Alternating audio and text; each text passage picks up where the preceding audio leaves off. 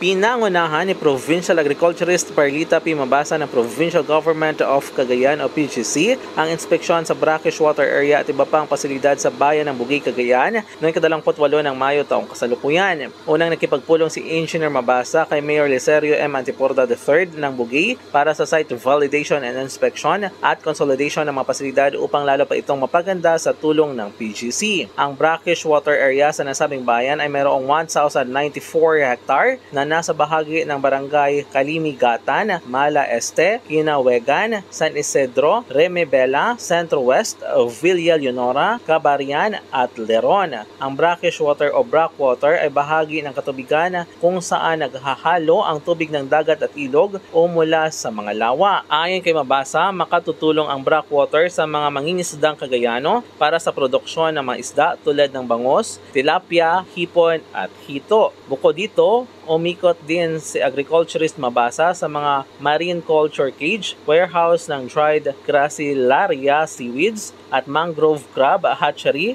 at nursery sa nasabing bayan. Samantala, maliban sa Bugey, mayroon ding brackish water na may kabuang 5,354.35 hectare ang mga bayan ng Abulug, Apari West, Pamplona, San Jesmera, Santa Ana at Santa Teresita. Mula dito sa Cagayan, MG de la Cruz para sa Radyo Alternatibo, Balita Nationwide.